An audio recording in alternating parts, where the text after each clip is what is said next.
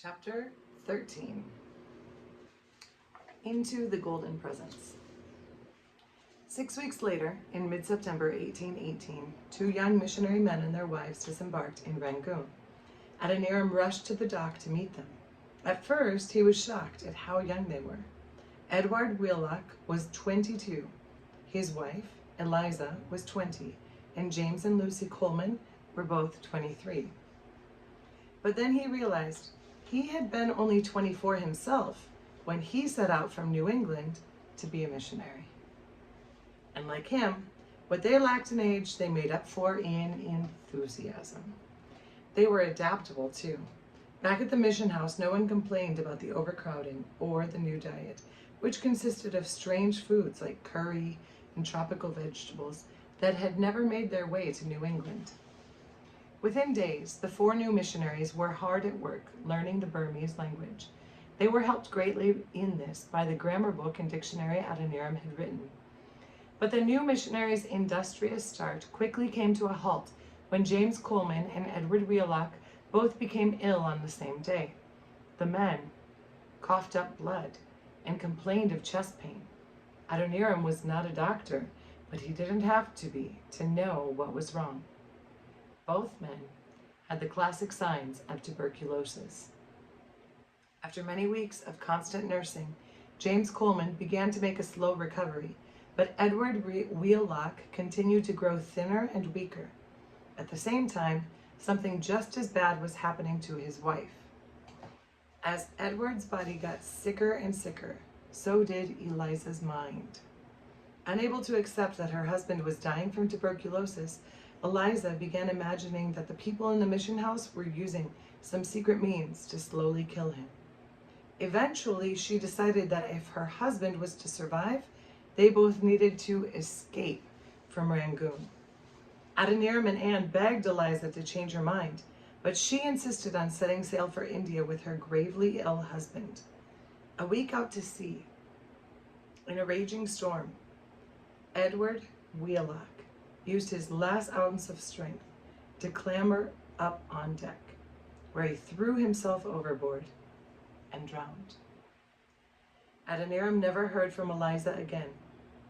James Coleman did not meet the same fate. After hovering at death's door for many months, he made a full recovery. As the mission house got back to normal, Adoniram decided it was time to make a bold move. He and Anne had spent 6 years learning the Burmese language, telling Bible stories, and translating scripture, but they had not managed to find a place where the people felt comfortable enough to sit and talk one-on-one with them. Few Burmese people came to the mission house now that there was a new viceroy in Rangoon. The Judsons needed to find some sort of neutral ground where they could meet with the Burmese. This neutral ground came in the form of a tract of land at the rear of the mission house that came up for sale. The front boundary of the land was on Pagoda Road, the main walking street in Rangoon. Adoniram purchased the land, and he and James Coleman set about building a zayat, an open building with a roof but no sides, where Burmese people, especially people who were on pilgrimages, liked to gather to talk. Since there was always some pilgrimage or another to the Shwe Dagon Pagoda at the end of Pagoda Road, thousands of people would pass by the zayat each day. By the beginning of April 1819, the building was finished.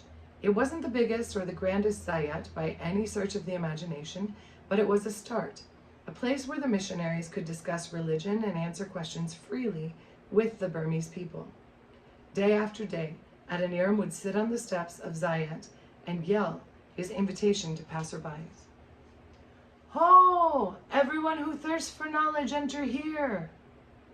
And people did come in. Some came to jeer and insult Adoniram, some to drink tea and rest. A few came to listen to the words of this new religion, Christianity. One of the very first men Adoniram noticed, paying close attention to what he said, was Maung Na, a single man, about 35 years old. Maung Na was poor and went from job to job. The first day he visited was a Friday. Since he sat quietly and never asked a question, Adoniram was surprised to see him return on Saturday, and then for a church service on Sunday, and again on Monday. Indeed, by Wednesday, May 5th, Adoniram was able to make an entry in his journal that he had waited many years to write. I am beginning to think that the grace of God has reached his, Maung Nao's, heart. It seems almost too much to believe that God has begun to manifest his grace on the Burmans. But this day, I could not resist the delightful conviction that this really is the case. Adoniram was not mistaken. Maung Nao wanted to learn more about Christianity, and by the following Sunday, he had made his decision to become a Christian. Much to Adoniram's delight, he showed his determination by standing up and announcing his conversion to his fellow countrymen at the Zayat. Not wanting to lose this wonderful opportunity, Adoniram invited Maung Nao to live at the mission house. In that way, the new convert could learn more about his new faith, as well as help to distribute Christian literature. The day Maung Nao moved in was one of the happiest days of Adoniram's life. Adoniram had tried to go to Chittagong to bring back a Burmese Christian to help share the gospel, but the attempt had failed miserably. Now he had a Burmese Christian from Rangoon to help him. It was only a month before Maung Nao asked to be baptized. At first, Adoniram was delighted by the request. But slowly, a chill began to spread through his heart. It had nothing to do with Maung Nao. Quite the contrary. Maung Nao was a true convert in every sense of the word, daily studying, praying, even preaching. The feeling of dread Adoniram was experiencing had to do with events in Rangoon. Adoniram couldn't put his finger on it, but he knew something was wrong. Minor officials who only a month before would have bowed to him in the street now harassed him. Almost every day, an official would appear at the door of the mission house, demanding money in the form of a bribe or a tax. This was not normal, and Adoniram wondered what could have happened to embolden these minor officials. These changing circumstances made him reluctant to baptize the mission's very first Burmese convert, until he understood what was happening in the country. He felt it was just too risky for all concerned to go ahead with the baptism. While Adoniram was puzzling over the behavior of the government officials in Rangoon, the viceroy ordered 100 boats be made ready to transport him upriver to Ava. It was the most lavish display of pomp and ceremony Adoniram and Anne had seen in Burma. It left Adoniram wondering more than ever about what was happening.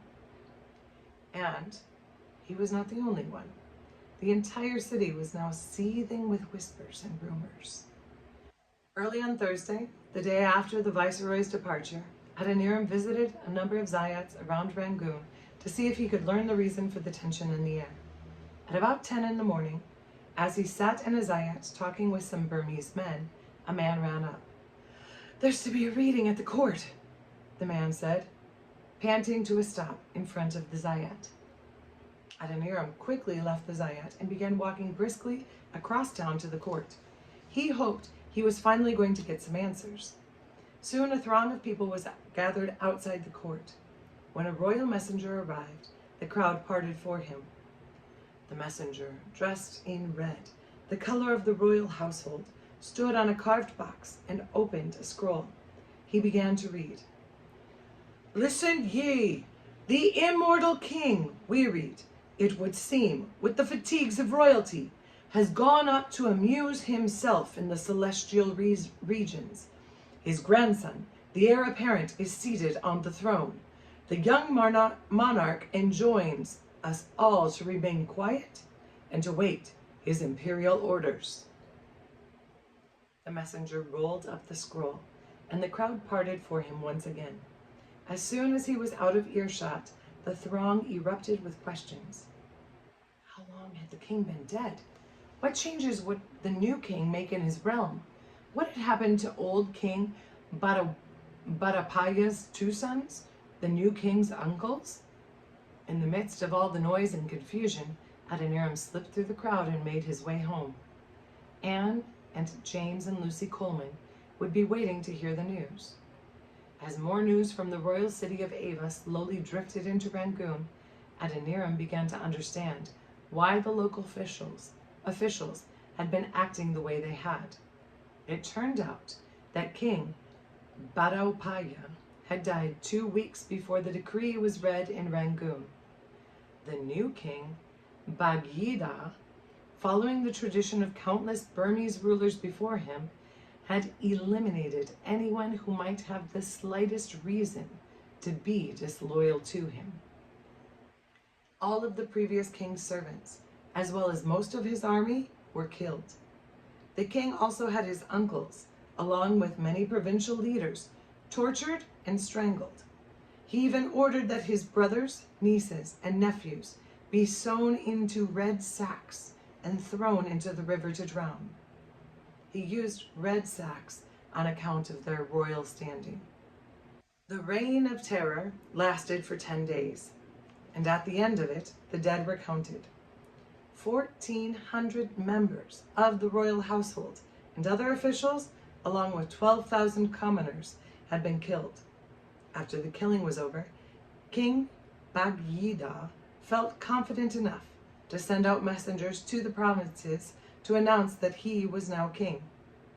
That was why the local officials had been so greedy lately, seeking out bribes and illegal taxes. These officials had been trying to gather as much wealth as possible for themselves, while their superiors were busy trying to save their heads. The new king sounded particularly harsh to Adoniram, who hoped it would be a long time before he ever had to meet him. However, circumstances soon made it necessary for him to visit the man who had just ordered the deaths of thousands of his subjects. By November 1819, there were 2 more Burmese converts, Maung Tala and Maung Bya. Maung is a title meaning young man. Both men asked to be baptized just as Maung Nao had done. On the one hand, the Judsons and the Colemans were excited to have 3 new Christians, who together brought the total number of Protestants in Burma to 7. Some Burmese people with Portuguese parents or grandparents were Roman Catholics, though most of the people were active participants in Buddhist rituals. On the other hand, the new Christian converts had created a lot of suspicion among people in Rangoon. Up until then, the missionaries had been looked upon with pity by the locals. Indeed, their goal of making converts seemed ridiculous. Everyone knew that a Burmese Buddhist would never renounce his or her faith and become a Christian. Christianity was for white people.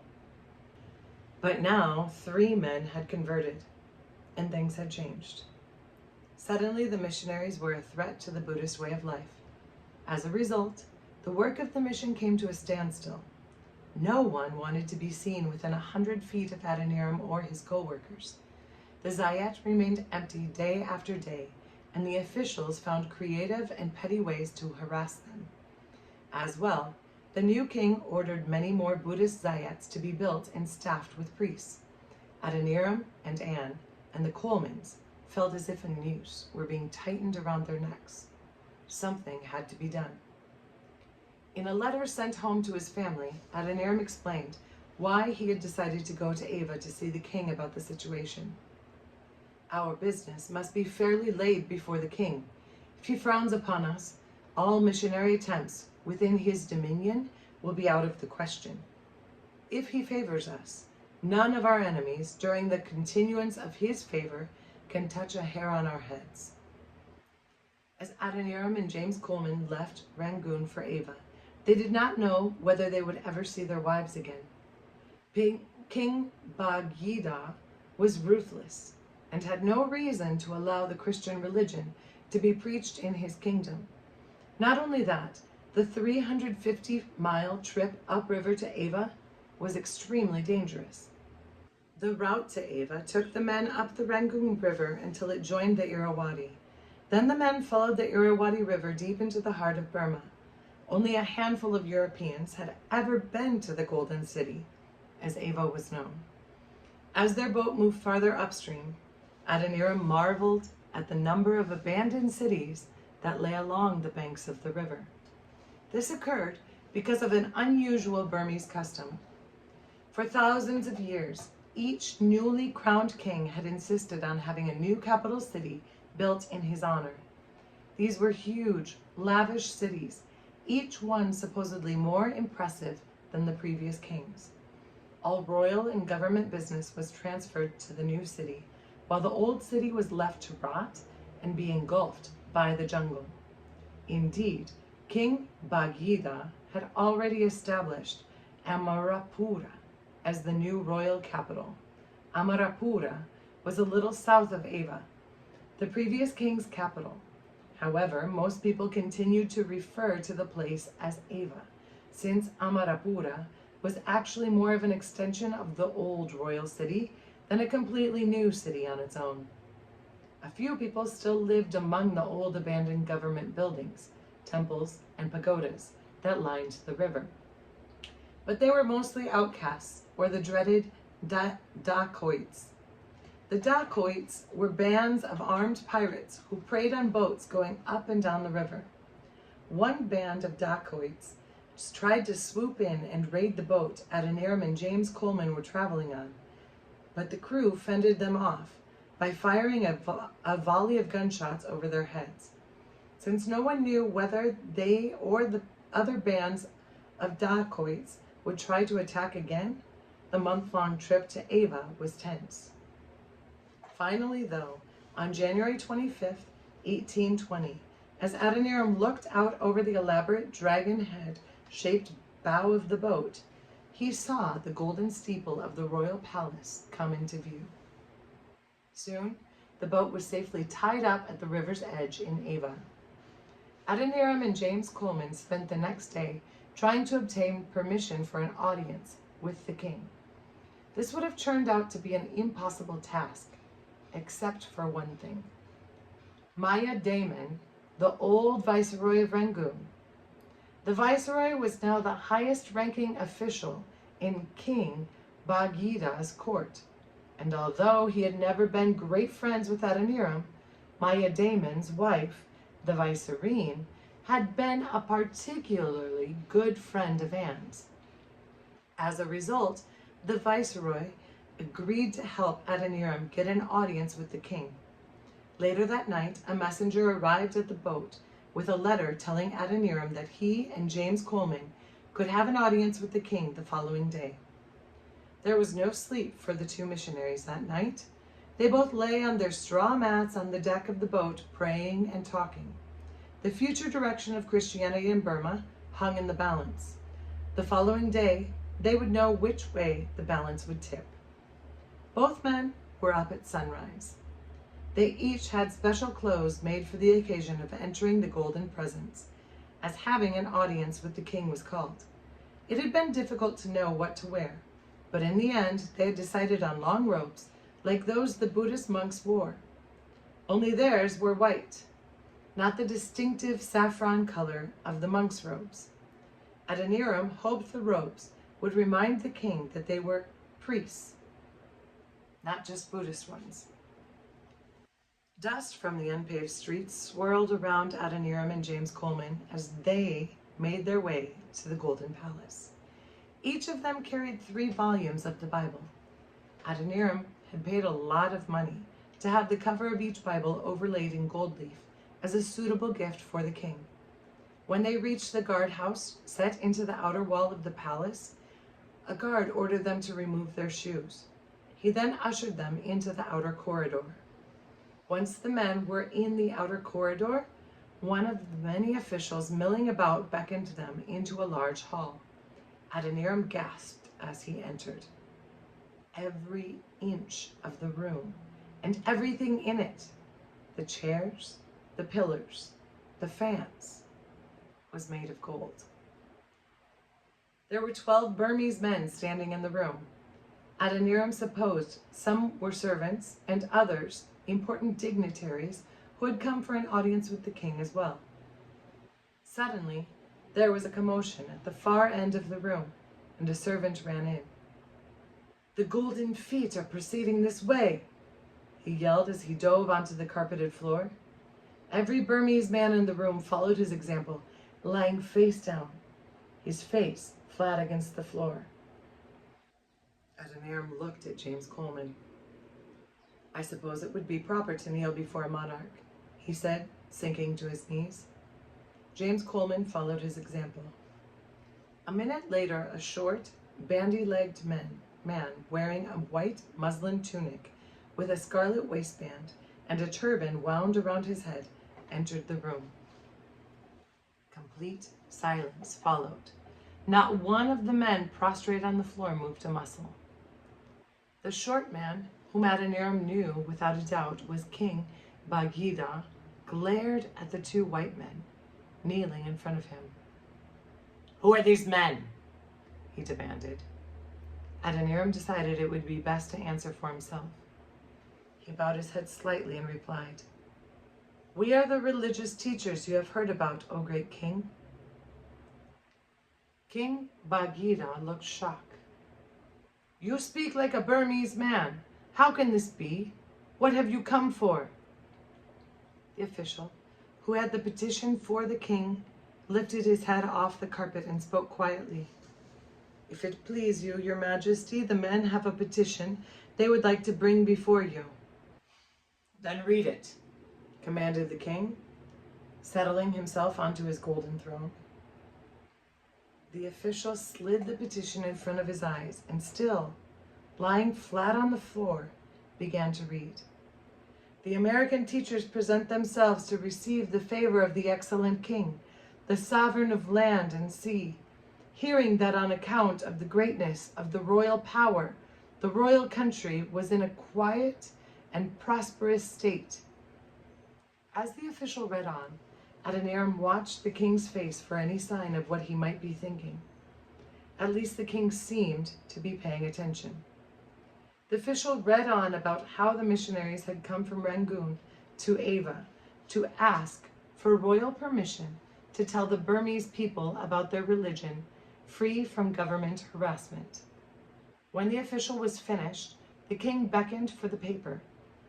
Adoniram watched in amazement as the official crawled on his belly up to the throne and handed the petition to the king. The king carefully reread the petition. "Do you have any examples of this religion?" he asked Adoniram. Adoniram rummaged around in the pocket of his robe and pulled out one of his tracts, which he handed to the king. King Benge read the first line and dropped the leaflet. It fluttered slowly to the floor. A chill went through Adoniram. This was not a good sign. The king glared at the two missionaries, and Adoniram did not know what to say next. Thankfully, the courtier who had been holding the 6 Bibles rose to a crawling position, and shuffling the books in front of him, he presented them to the king. "Take them away," said King Benge. "I have no use for foreign religious books in my realm." With that, he stood and walked out of the room. Once the king was gone, everyone scrambled to his feet and hurried out. No one looked at Adoniram or James Coleman except the official with the petition.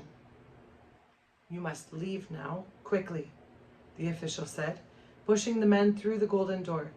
"The king is not pleased with your petition. You must go."